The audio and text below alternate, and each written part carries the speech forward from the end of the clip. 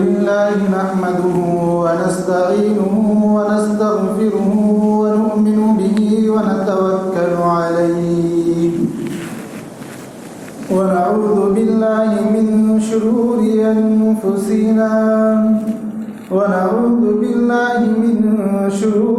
أنفسنا ومن سيئات أعمالنا أما بعد فأعوذ بالله من الشيطان الرجيم بسم الله الرحمن الرحيم محمد رسول الله والذين معه أشداء على الكفار رحماء بينهم تراهم ركعا سجدا يبتغون فضلا من الله ورضوانا وقال النبي صلى الله عليه وسلم اللهم أعز الإسلام بعمرو بن هشام أو لعمر بن الخطاب صدق الله العظيم وصدق رسوله النبي الكريم. معزز سامعین اعزام،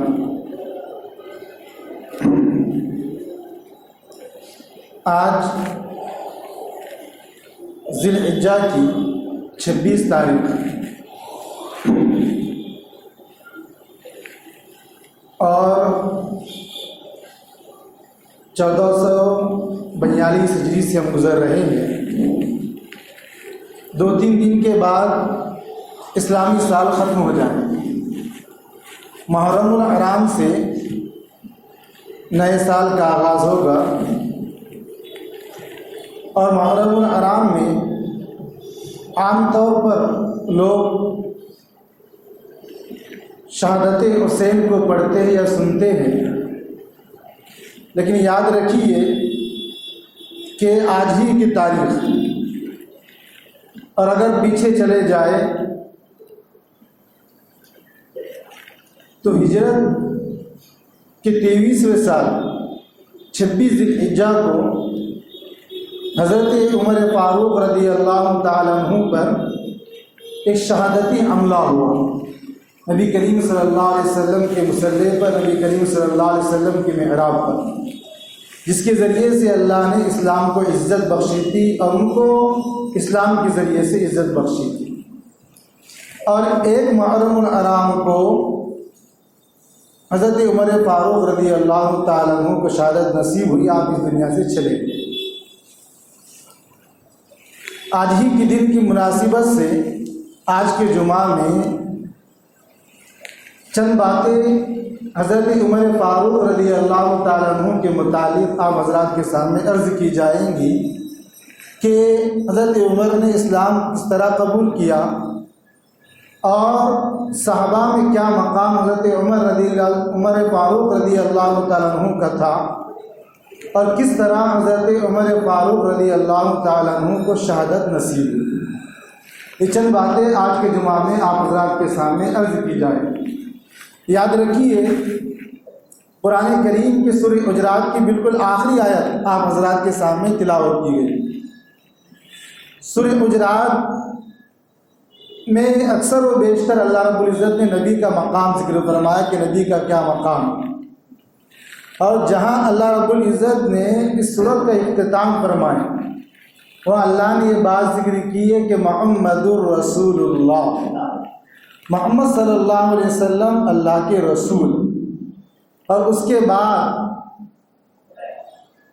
صحابہ کا تذکرہ فرمایا کہ والذین معہ اشداء علی الکفار، کہ جو نبی کریم صلی اللہ علیہ وسلم کے معیت میں رہتے یعنی صحابہ، ان کا حال کیا ہے، وہ کن صفات کے عامل ہیں، ان کا تذکرہ فرمایا کہ والذین معہ اشداء علی الکفار، کہ وہ کافروں کے اوپر بڑے سخت ہیں، ورحماء بینہم، اور آپس میں بالکل نرم ہیں. اور جب ایک مسلمان سے معاملہ کرتے ہیں، ان سے ساتھ میں رہتے تو بڑا نرمی کا معاملہ اختیار کرتے. اور رحماء بینہم تراہم رکعا سجدا یبتغون فضلا من اللہ ورضوانا. اور ان کے سجدوں، ان کے پیشانیوں پر سجدوں کے نشان چمکتے اور اللہ ان کے ساجد و سجود ہونے کی گواہی دیتا ہے. یبتغون فضلا من اللہ ورضوانا، اور دن میں اللہ کے فضل کو تلاش کرتے ہیں. سیماہم فی وجوہہم من اثر السجود، تو جب بھی دیکھے گا تو صحابہ کے پیشانیوں پر، ان کے چہرے پر سجدے کے آثار تمہیں نظر آئے. یہ اللہ نے صحابہ کی صفت اس آیت میں گنوائی. پہلی صفت ہے کہ اشداء علی الکفار، کفار پر بڑے سخت رہیں گے صحابہ. ورحماء بینہم، اور اپنے آپس میں بڑے نرم رہیں گے ایک دوسرے کے تعلق سے. اگر صحابہ کی صفت کو دیکھے اور ہماری صفتوں کو دیکھے تو بڑی الٹی صفت ہم کو نظر آئے. ہم کافروں کے لیے بڑے نرم نظر آئیں گے اور بڑے بزدل نظر آئیں گے، اور آپس میں ہم بڑے سخت نظر آئیں گے. ذرا سی بات پر لڑائی جھگڑا شروع ہو جائے گا. صحابہ کی صفت بالکل الٹی تھی، جو اللہ کے نبی کی تربیت یافتہ تھے، کہ کافروں پر بڑے سخت تھے لیکن آپس میں بڑے نرم مزاج تھے صحابہ. اور ہماری صفت بالکل اس کی الٹی کہ جب کافروں سے کوئی مقابلہ ہو جائے تو ہم بھاگ جاتے ہیں، اور جب اپنے آپ سے کوئی ہو تو پورا خاندان ایک دوسرے کا مخالف ہو جاتا ہے، ایک دوسرے سے لڑنا شروع کر دیتے ہیں، جو صحابہ کی صفت کے بالکل خلاف ہے. تو اس آیت میں اللہ نے صحابہ کا مقام ذکر فرمایا. اور یاد رکھیے کہ صحابہ کے تذکرے سے ایک انسان کے اسلام اور انسان کا ایمان مضبوط ہوتا ہے. اسی لیے حضرت حسن بصری رحمۃ اللہ علیہ فرماتے ہیں کہ اپنی مجالس میں اپنے بچوں کے سامنے صحابہ اور خاص طور سے حضرت عمر فاروق رضی اللہ تعالیٰ عنہ کی سیرت کا تذکرہ کیا کرو. اس سے تمہارے اندر بھی ہمت پیدا ہوگی اور تمہارے بچے بھی ایک مضبوط اور استقامت ایمان والے بنے.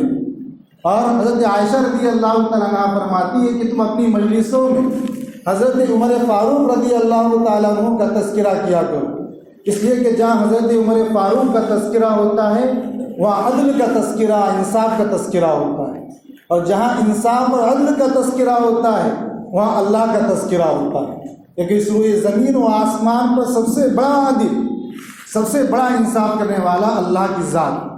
اور حضرت عمر کی 10 سالہ حکومت میں عدل و انصاف کی بہت سی مثالیں. دراصل آج کا دن 26 ذی الحجہ کا دن یہ حضرت عمر فاروق رضی اللہ تعالیٰ عنہ کی شہادت کا ایک عظیم دن. یہاں اس تاریخ میں حضرت عمر پر حملہ ہوا. 1 محرم الحرام کو حضرت عمر فاروق رضی اللہ تعالیٰ عنہ شہید ہوئے، جیسا کہ آپ کو بتایا گیا. تو اسی سے متعلق کچھ باتیں آپ حضرات کے سامنے عرض کی جائیں گی. حضرت عمر فاروق رضی اللہ تعالیٰ عنہ کا بڑا مقام اسلام کے اندر ہے. خود اللہ کے نبی نے فرمایا اور اللہ سے دعا کی کہ اللہم اعز الاسلام بعمر ابن الخطاب، کہ اللہ عمر ابن خطاب کے ذریعے سے آپ اسلام کو عزت بخشیں. اللہ کے نبی نے دعا کی. دعا کا پس منظر کیا ہے؟ دعا کا پس منظر یہ کہ جب اللہ کے نبی کریم صلی اللہ علیہ وسلم نے صحابہ کو دین، پورے مکہ المکرمہ میں دین کی دعوت دی، تو اس وقت جو لوگ ابتدائی اسلام میں داخل ہوئے ان کے اوپر بڑی مصیبتیں چھائی ہوئی، بڑے جو کفار کے مظالم میں برداشت کرتے تھے. ایک دن ایسا ہوا کہ حضرت ابو بکر صدیق اور اللہ کے نبی کریم صلی اللہ علیہ وسلم صحن کعبہ میں عبادت کرنے لگے، اور جیسی انہوں نے عبادت کی کفار مکہ نے بڑا ظلم کیا. حضرت ابو بکر کے سر کے بال روش کر پھینک دیے اور زمین کے اور آپ کے جسم کے عضو کو تکلیف پہنچا. اللہ کے نبی کے ساتھ بھی حال ہوا. حضرت ابو بکر کے خاندان کے لوگوں نے حضرت ابو بکر کو اٹھا کر اپنے کمرے میں لے کر چلے. حضرت زینب وغیرہ نے اللہ کے نبی کو اٹھا کر اپنے کمرے میں لے کر چلے گئے، اور حضرت ابو بکر کے پورے خاندان والے جمع ہو گئے اور کہا کہ جن جن قریش مکہ نے حضرت ابو بکر کو یہ تکلیف دی، اگر اللہ اسی حالت میں ابو بکر فوت ہو جاتی ہے تو ہم ان کا بدلہ ضرور لیں. ایک دن گزر گیا، پوری رات گزری. جب صبح کا وقت ہوا تو حضرت ابو بکر رضی اللہ تعالیٰ عنہ کو ہوش آیا. آپ کے پورے خاندان کے مرد پورے بیٹھے تھی، آپ کی والدہ بیٹھی ہوئی تھی. جیسے ہی ہوش آیا، ہوش آنے کے بعد سب سے پہلا لفظ حضرت ابو بکر صدیق کے زبان سے جو نکلا یہ تھا کہ اللہ کے نبی کریم صلی اللہ علیہ وسلم کیسے. یہ الفاظ سننا تھا تو اس وقت جو بھی خاندان کے لوگ آپ کے بیٹھے تھے وہ اللہ کے نبی سے بڑا بغض و عداوت رکھتے تھے. وہ سب کے سب اٹھ کے چلے گئے کہ ہم اس کے ہمدردی میں یہاں بیٹھے، اور جس شخص کی وجہ سے اس کو تکلیف پہنچی ہے یہ ہوش آنے کے بعد سب سے پہلے اسی کا نام لیتا. سب چلے گئے. آپ کی والدہ بالکل جو ہے اکیلی بیٹھی ہوئی.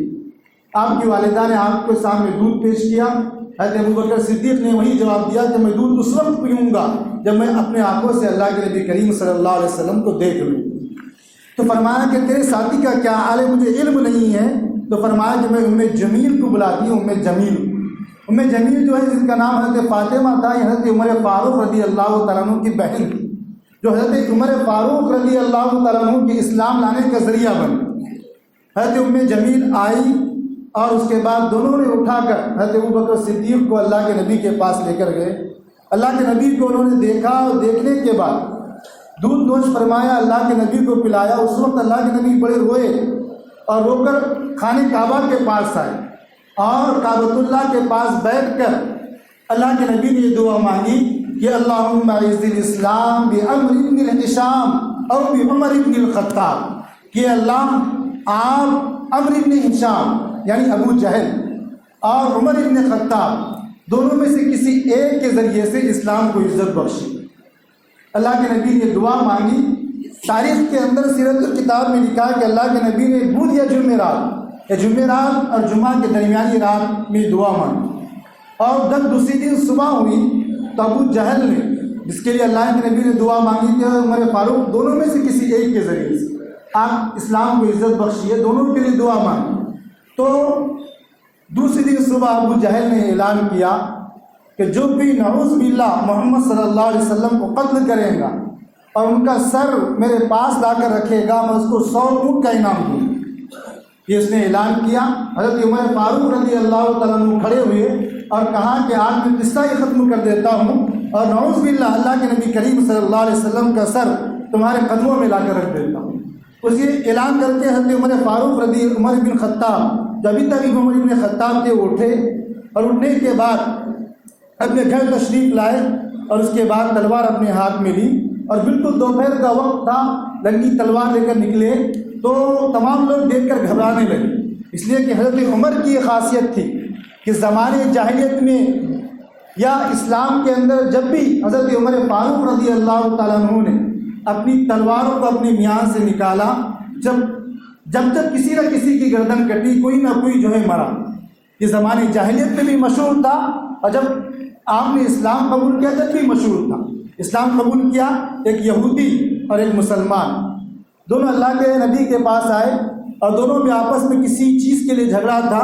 اللہ کے نبی نے دونوں کی باتوں کو سنا. سننے کے بعد یہودی کے حق میں اللہ کے نبی نے فیصلہ کر دیا.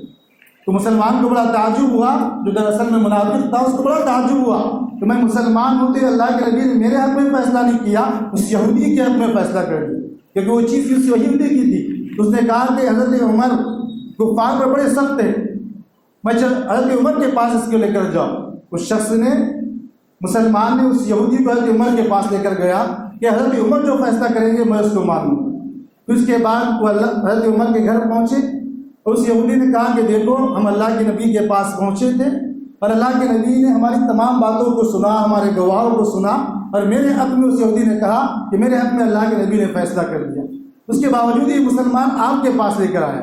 حضرت عمر فاروق نے کہا کہ ابھی ٹھہریے، ابھی میں تم دونوں کے درمیان فیصلہ کرتا ہوں. وہ اپنے گھر میں گئے اور تلوار نکالا، اس مسلمان کا سر بالکل قلم کر دیا. جو شخص سروئے زمین کے اوپر اللہ کے نبی کے فیصلے کو نہیں مانے، اس سروئے زمین پر اس کو جینے کا حق نہیں. تو حضرت عمر فاروق رضی اللہ تعالیٰ عنہ کی تلوار چاہے زمانے جاہلیت میں ہو یا اسلام کے حالت میں ہو، جب بھی اپنے میان سے باہر نکلی کسی نہ کسی گردن کو جو ہے اس نے چھوا ہے. یہ تاریخ کے الفاظ میں بات بڑی مشہور ہے. حضرت عمر فاروق رضی اللہ تعالیٰ عنہ تلوار لے کر نکلے اور لوگ دیکھ کر بڑے حیران ہوئے کہ آج حضرت عمر فاروق کس کا سر قلم کر رہے ہیں، لیکن کسی کی بولنے کی ہمت نہیں ہوتی. راستے میں حضرت ابو نعیم رضی اللہ تعالیٰ عنہ ملے اور ان سے پوچھے کہ آپ کہاں جا رہے ہیں؟ تو انہوں نے کہا کہ میں اللہ کے نبی کریم صلی اللہ علیہ وسلم کو قتل کرنے جا رہا ہوں. فرمایا کہ اللہ کے نبی کو بعد میں قتل کرنا، پہلے تم اپنی گھر کی حالت لو کہ تمہاری بہن اور تمہارے بہن بھائی دونوں مسلمان ہو چکے پہلے تم اپنے گھر کی خبر لو پھر اللہ کے نبی کے پاس جانا۔ جیسی حضرت عمر فاروق رضی اللہ تعالیٰ عنہ نے یہ بات سنی، فوراً اسی وقت اپنے بہن کے گھر حضرت فاطمہ کے پاس پہنچی اور دروازے کو کھٹکھٹایا۔ اس وقت آپ کی بہن اور آپ کے بہن بھائی جن کا نام سعید تھا، جو عشرہ مبشرہ میں تھے، جن 10 صحابہ کی خوشخبری اللہ کے نبی نے اس روئے زمین میں سنائی، ان میں سے 9ویں نمبر پر حضرت سعید رضی اللہ تعالیٰ عنہ تھے، جو حضرت عمر فاروق رضی اللہ تعالیٰ عنہ کے بہن بھائی۔ حضرت عمر فاروق رضی اللہ تعالیٰ عنہ کی بہن آپ کے بہن بھائی اور قرآن کریم کی تلاوت کر رہے تھے۔ حضرت خباب رضی اللہ تعالیٰ عنہ میں پڑھا رہے تھے۔ حضرت عمر نے جیسے ہی کھٹکھٹایا تو سامنے سے حضرت سعید نے دیکھا کہ حضرت عمر فاروق رضی اللہ تعالیٰ عنہ آئے ہوئے اور اپنی بیوی سے عرض کیا کہ حضرت عمر باہر کھڑے ہوئے ہیں، آنکھوں کے اندر سے خون ٹپک رہا ہے، لنگی تلوار ان کے ہاتھ میں موجود ہے، ایسا لگتا ہے کہ ارادہ کچھ اچھا نہیں۔ اس وقت حضرت فاطمہ نے حضرت عمر فاروق رضی اللہ تعالیٰ عنہ کی بہن کی فرمایا کہ انہیں آنے دو، کہ جس ماں کا دودھ حضرت عمر نے پیا ہے اسی ماں کا دودھ میں نے بھی پیا ہے، کیا دیکھتے ہیں کہ کیا ہوتا ہے۔ حضرت سعید نے دروازہ کھولا، حضرت عمر فاروق نے پوچھا کہ تم کیا کر رہے تھے، کیا پڑھ رہے تھے؟ اس وقت حضرت فاطمہ نے کہا کہ ہم قرآن کریم کی تلاوت کر رہے تھے۔ جیسا یہ سننا تھا کہ حضرت عمر فاروق نے حضرت سعید کو بہت مارا، یہاں تک کہ خون سے لہولہان کر دیا۔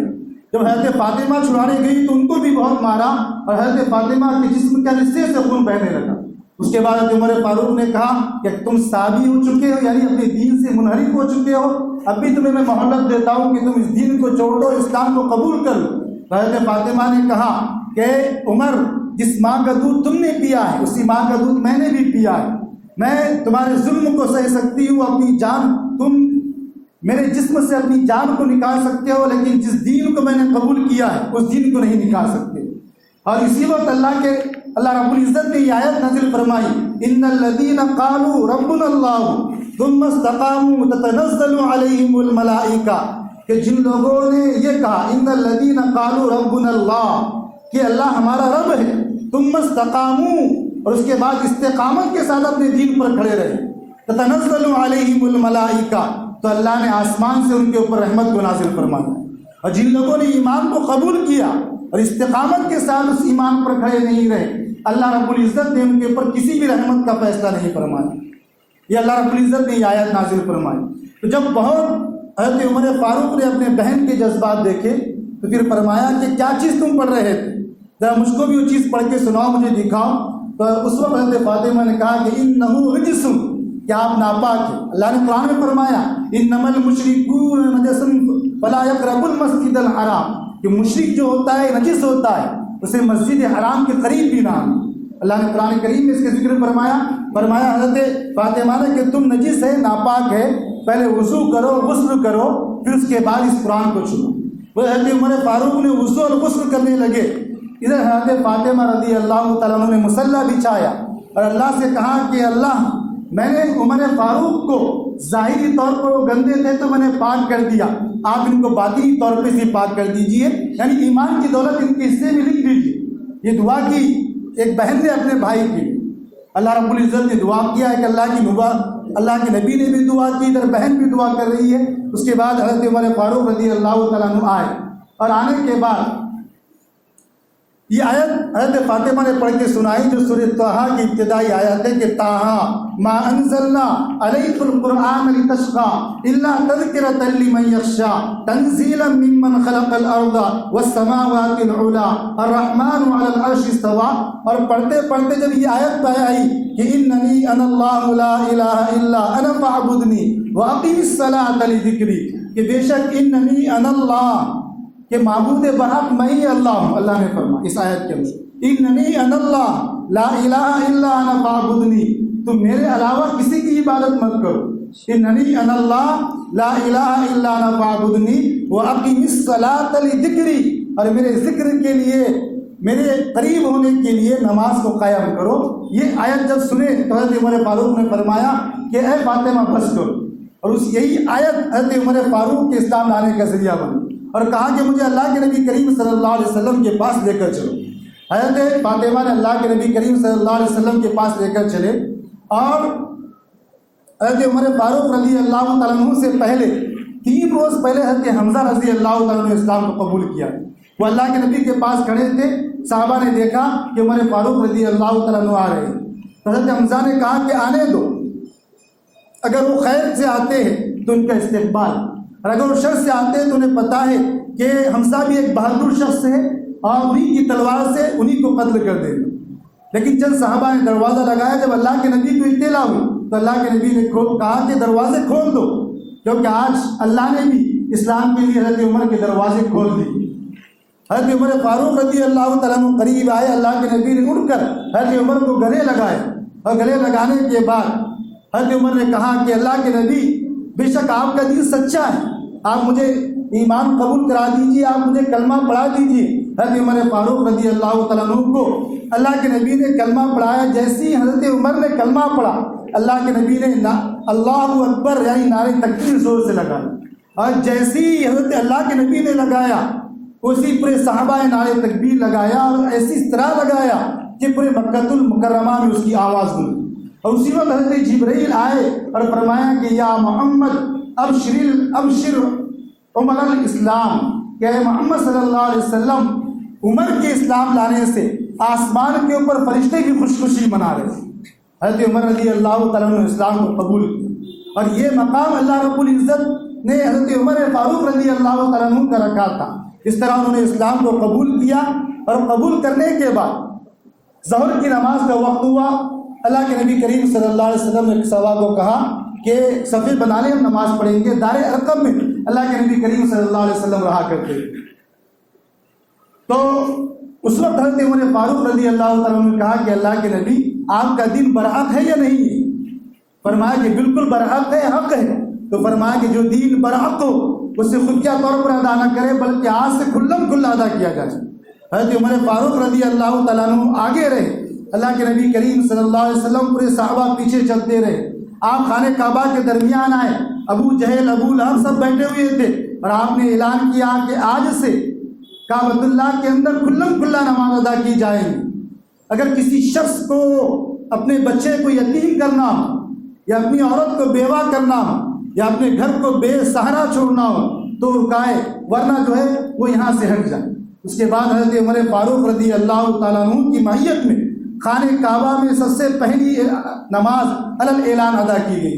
اسی لیے اللہ کے نبی نے فرمایا لو کان بعدی نبیا لکان عمر وانا النبی وانا خاتم النبیین لا نبی بعد، کہ اگر میرے بعد کوئی نبی ہوتا. اس حدیث سے حضرت عمر فاروق رضی اللہ تعالیٰ عنہ کا مقام پتہ چلتا ہے کہ اللہ کے نبی نے فرمایا کہ لو کان بعدی نبیا، اگر میرے بعد کوئی نبی ہوتا لکان عمر بن الخطاب، تو عمر ابن خطاب ہو. فرمایا کہ انا خاتم النبیین، لیکن میں آخری نبی ہوں، لا نبی بعد، میرے بعد کوئی نبی نہیں ہوگا. اسی طرح بہت سارے مناقب ہیں عمر فاروق رضی اللہ تعالیٰ عنہ کے. اللہ کے نبی کریم صلی اللہ علیہ وسلم نے خواب میں دیکھا کہ آپ جنت کے اندر ٹہل رہے ہیں، اور ایک بہت بہترین محل بنا ہوا ہے، جس کی ایک اینٹ سونے کی ہے، ایک چاندی کی ہے، ایک زمرد کی ہے، یاقوت کی ہے.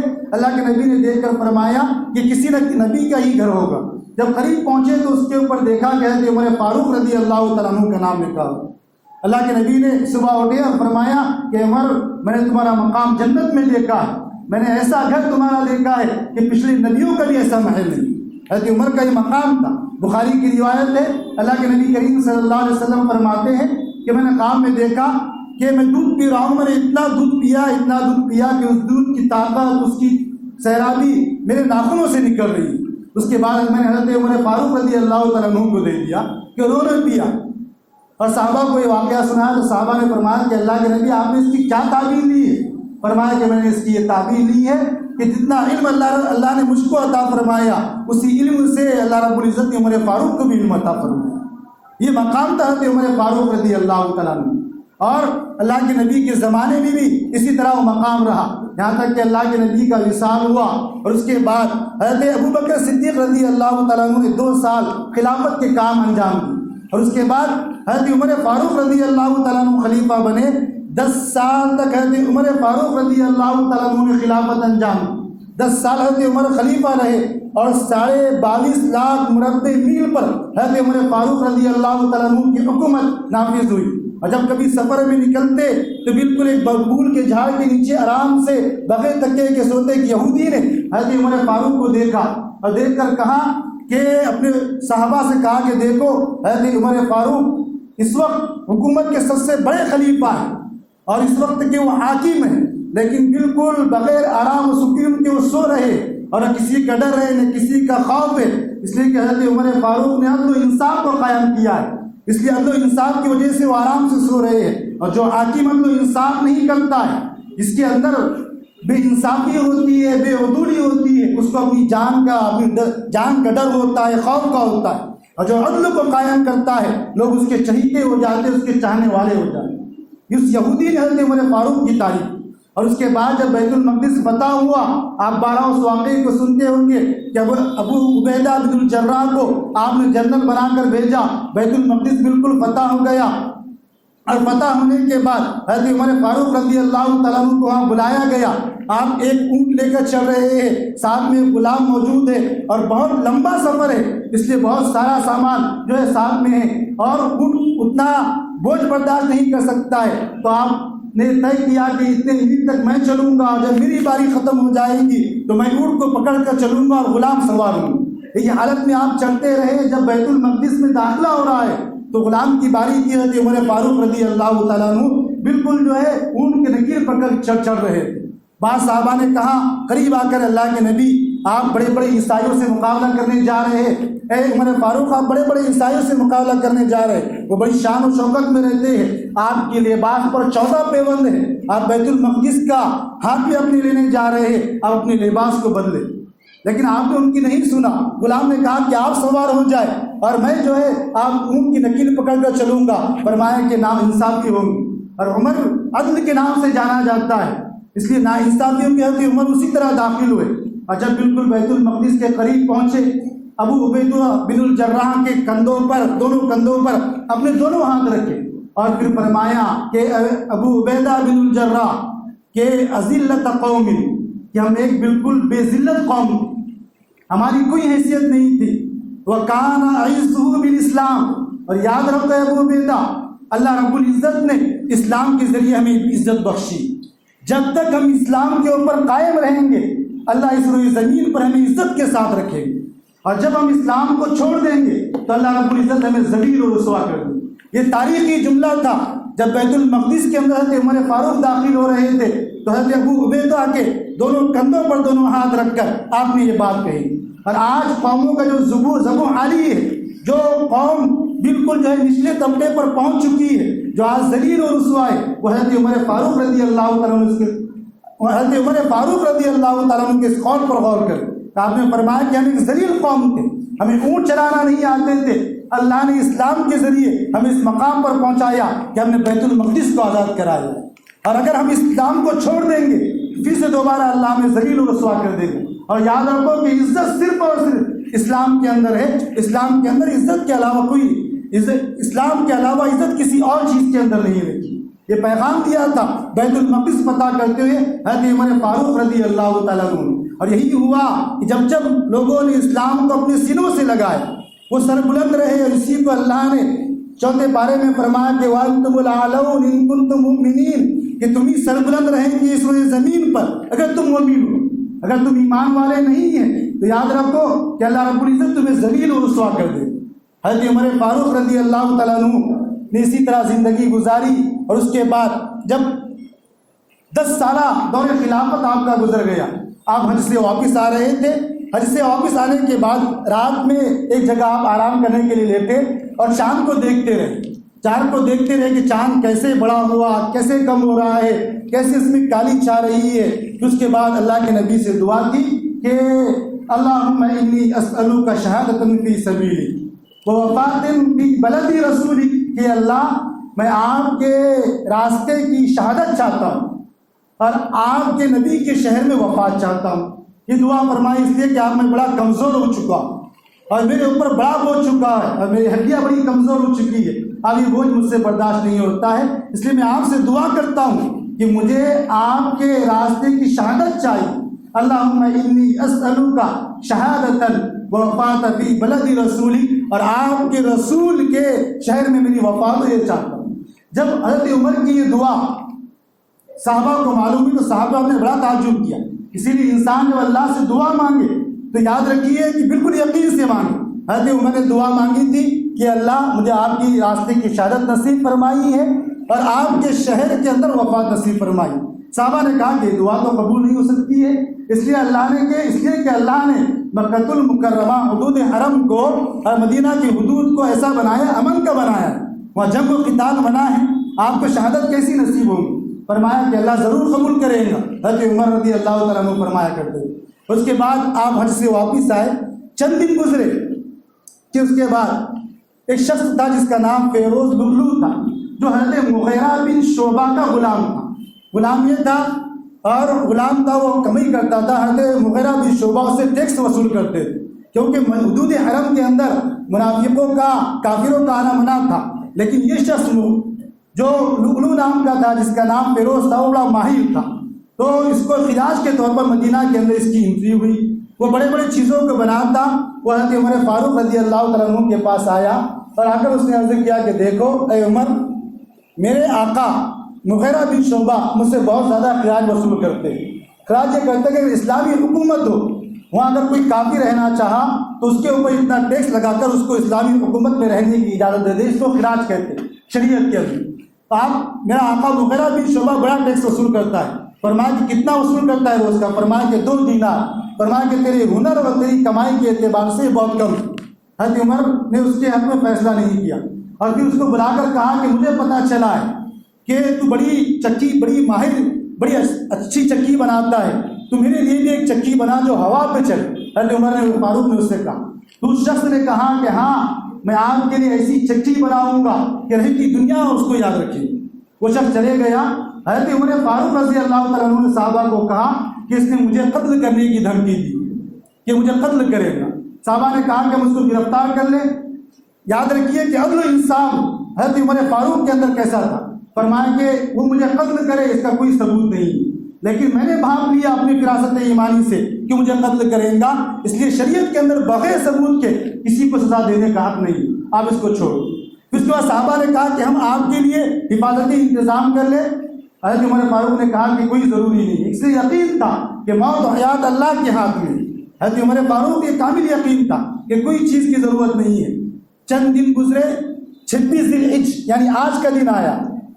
آج ہی جیسے 26 ذی الحج کی تاریخ ہے، ایسے 26 ذی الحج آئی. وہ شخص فجر کی نماز میں اس نے 2 دھاری خنجر کو بنایا. تیزاب کے اندر اس کو بہت دنوں تک تربیت میں رکھتا رہا اور فجر کی نماز میں جیسے حضرت عمر فاروق رضی اللہ تعالیٰ عنہ آئے، فوراً اس نے حضرت عمر فاروق رضی اللہ تعالیٰ عنہ پر حملہ کر دیا اور 6 مرتبہ اس نے حضرت عمر فاروق رضی اللہ تعالیٰ عنہ پہ وار کیا. آپ نماز کی حالت میں تھے، آپ تکبیر کہہ چکے تھے. آپ نے حضرت ابو سعد ابن ابی وقاص کا ہاتھ آگے بڑھایا اور ان کو نماز پڑھانے کا، حضرت ابو عبیدہ کا ہاتھ آگے بڑھایا اور ان کو نماز پڑھانے کا حکم دیا. اسی طرح امیر المؤمنین جو خلیفہ تھے وہ خون کے اندر لت پت تھے، لیکن حضرت ابو عبیدہ نے ان کی طرف خیال نہیں کیا اور نماز کو مکمل کیا. مختصر سی صورتیں پڑھائی، نماز کو مکمل کیا. چند صحابہ تھے جو اس کے پیچھے لگے، وہ بھاگ رہا تھا، اس نے ان پہ بھی حملہ کیا اور 6 صحابہ کو شہید کیا. اور اس کے بعد جب اس کو پکڑا گیا تو فوراً اسی خنجر سے اس نے اپنے آپ کو بھی مار ڈالا اور اس نے جو ہے اسی وقت خودکشی کر لی. حضرت عمر جیسی نماز ختم ہوئی، تمام کے تمام صحابہ حضرت عمر فاروق رضی اللہ تعالیٰ عنہ کے پاس آئے اور ان کو طبیب کے پاس لے جایا گیا. ان کو جو ہے خلیفہ کے دفتر میں لے جایا گیا اور وہاں پر ان کے علاج کی کوشش کی گئی، لیکن جیسے دوا پلاتی وہ زخموں سے نکل جاتی. تو حضرت عمر فاروق نے کہا کہ اب دوا کا نہیں، دعا کا وقت آ چکا ہے. یعنی جو دعا میں نے اللہ سے مانگی تھی اللہ نے وہ دعا قبول کر لیا ہے. اگر اللہ مدینہ کے کسی بھی راستے میں انہیں شہادت دیتا تب بھی ان کی دعا قبول ہو جاتی، لیکن جس یقین سے حضرت عمر نے مانگا تھا اسی یقین سے اللہ نے ان کی دعا قبول کی کہ شہادت اگر کسی مدینہ کے پہاڑی پر بھی دیتا تو قبول ہو جاتی. لیکن اللہ نے اپنے نبی کے منبر پر انہیں شہادت نصیب فرمائی، اس لیے کہ کل قیامت کے دن کسی کی شہادت کی گواہی احد پہاڑ دے گا، کسی کی غزوہ بدر دے گا، کسی کی کوئی دے گا، لیکن حضرت عمر کی شہادت کی گواہی نبی کریم صلی اللہ علیہ وسلم کا محراب دے گا. یہ اللہ نے حضرت عمر فاروق رضی اللہ تعالیٰ عنہ کا مقام رکھا. اس طرح جو شہادت نصیب فرمائی، پھر اسی طرح وہ زخم میں آپ رہتے رہے. جب 29 ذی الحجہ آئی، شہادت کے لیے ایک دن باقی تھا، ایک محرم الحرام کو آپ کی شہادت ہوئی، ایک دن باقی تھا، آپ نے اپنے بیٹے عبداللہ ابن عمر کو کہا کہ آپ جاؤ حضرت عائشہ رضی اللہ تعالیٰ عنہ کے پاس اور ان سے کہنا کہ حضرت عمر تم کو یہ فرمان کرتے ہیں، اور جا کر ان پر امیر المؤمنین نہ کہنا، اب میں امیر المؤمنین نہیں رہا، اس لیے کہ جیسے ہی آپ کو یہ حکم ہوا اور جیسے ہی آپ پر یہ حملہ ہوا، آپ نے دوسرے دن 6 صحابہ کو خلیفہ کے اوپر معمور فرما دیا تھا جو نظم و نسق کو چلائے۔ ان سے امیر المؤمنین نہ کہنا بلکہ ان سے گزارش کہنا کہ میرے والد عمر فاروق آپ سے اجازت مانگتے ہیں کہ ان کی وفات کے بعد آپ اپنے والد کے بازو میں دفن ہونے کی اجازت دے دیں۔ حضرت عبداللہ بن عمر پہنچے اور پہنچنے کے بعد حضرت عائشہ سے اجازت مانگی تو حضرت عائشہ رضی اللہ تعالیٰ عنہ رو رہی تھی، کیونکہ اسلام کا بہت بڑا خسارہ ہونے والا تھا، کیونکہ اسلام کو اگر پورے اللہ کے نبی کی بعثت سے آج تک پورے شباب میں، پوری جوانی میں اور ایک دم جو ہے بلند تر اگر اسلام کی تاریخ کو دیکھنا ہے تو حضرت عمر فاروق رضی اللہ تعالیٰ عنہ کا وہ 10 سالہ زمانہ ہے جس میں اسلام پورے شباب کے اوپر رہا، اس کے علاوہ اسلام اتنے شباب پر نہیں رہا۔ اور اس کے بعد کہا کہ دیکھو یہ تو جگہ میں نے اپنے لیے خاص کر رکھا تھا، لیکن اگر عمر چاہتے ہیں تو میں ان کو اجازت دیتی ہوں۔ پھر اس کے بعد عبداللہ ابن عمر واپس آئے، حضرت عمر کو کہا کہ حضرت عائشہ رضی اللہ تعالیٰ عنہ نے اجازت دے دی۔ اس لیے کیوں حضرت عائشہ اجازت نہ دیتی؟ اس لیے کہ جب حضرت عائشہ پر تہمت لگائی گئی اور طرح طرح کے لوگ باتیں کر رہے تھے، اس وقت حضرت عمر فاروق رضی اللہ تعالیٰ عنہ نے اللہ کے نبی سے کہا تھا کہ یہ بتاؤ آپ کا نکاح حضرت عائشہ سے کسی انسان نے کرایا ہے اللہ رب العزت نے کرایا؟ تو اس وقت اللہ کے نبی نے کہا تھا کہ اللہ رب العزت نے کرایا ہے، تو فرمایا کہ جتنی بھی لوگ تہمت لگا رہے ہیں سبحانک ھذا بہتان عظیم، حضرت عائشہ اس تہمت سے پاک ہے، اس لیے کہ آپ بڑے پاک ہیں اور اللہ رب العزت آپ کے ازواج میں کسی ناپاک عورت کو نہیں بھیج سکتا۔ یہ برات صرف اور صرف حضرت عمر رضی اللہ تعالیٰ عنہ نے دی تھی، جس کو اللہ نے قرآن کے الفاظ بنا کر نازل فرمائے، اس لیے حضرت عائشہ نے اجازت دے دی کہ آپ حضرت عمر کو یہاں دفن کر سکتے ہیں۔ اس کے باوجود بھی حضرت عمر فاروق رضی اللہ تعالیٰ عنہ نے فرمایا کہ جب میرا انتقال ہو جائے میرے جنازے کو حضرت عائشہ کے حجرے کے باہر رکھنا اور ان سے اجازت طلب کرنا، اس لیے ہو سکتا ہے کہ میری زندگی میں میری صورت کو کہہ کر وہ اجازت دے رہے ہو، مرنے کے بعد بھی اجازت دینا، اگر وہ کہہ دے تو دفنا دینا، ورنہ آپ قبرستان میں مجھے دفنا دو۔ حضرت عمر رضی اللہ تعالیٰ عنہ کا عدل و انصاف۔ پھر دوبارہ حضرت عبداللہ ابن عمر نے اجازت مانگی اور اس طرح جو ہے حضرت صہیب رومی نے ایک محرم الحرام کو حضرت عمر رضی اللہ تعالیٰ عنہ شہید ہوئے، اور جو سجدے کی حالت میں اور جو نماز کی حالت میں حضرت عمر رضی اللہ تعالیٰ عنہ پہ حملہ ہوا اس کو اختتام پر پہنچایا 10 محرم الحرام میں حضرت حسین رضی اللہ تعالیٰ عنہ، جس کی ابتدا ایک محرم سے تھی کہ حضرت عمر فاروق رضی اللہ تعالیٰ عنہ نے نماز کے اندر رہتے ہوئے شہادت کے جام کو نوش فرمایا۔ حضرت حسین رضی اللہ تعالیٰ عنہ نے اس منظر کو دیکھا اور اس نماز کی تکمیل 10 محرم الحرام کو آپ نے اس کی تکمیل فرمائی۔ الفاظ حضرت عمر فاروق رضی اللہ تعالیٰ عنہ کی پوری زندگی ہمیں عدل و انصاف کا سبق دیتی ہے۔ ایک انسان اگر کسی خلافت پر معمور ہو کس طرح اسے خلافت کرنا چاہیے، کس طرح اسے اسلام کا عدل و انصاف قائم کرنا چاہیے، کیسے جو ہے عدل و انصاف کیا جاتا ہے، کیسے کسی مقام مرتبے اور عہدے سے فائدہ اٹھایا جاتا ہے، یہ حضرت عمر فاروق رضی اللہ تعالیٰ عنہ کے زندگی سے سیکھا جاتا ہے کہ کیسے حضرت عمر نے انصاف کو قائم کیا تھا، کیسے اسلام کی زندگی میں شباب آیا۔ اللہ رب العزت سے دعا ہے کہ اللہ رب العزت حضرت عمر رضی اللہ تعالیٰ عنہ کی تمام صفات پر ہم سب کو جو عمل کی توفیق عطا فرمائے۔ آمین وآخر دعوانا الحمدللہ۔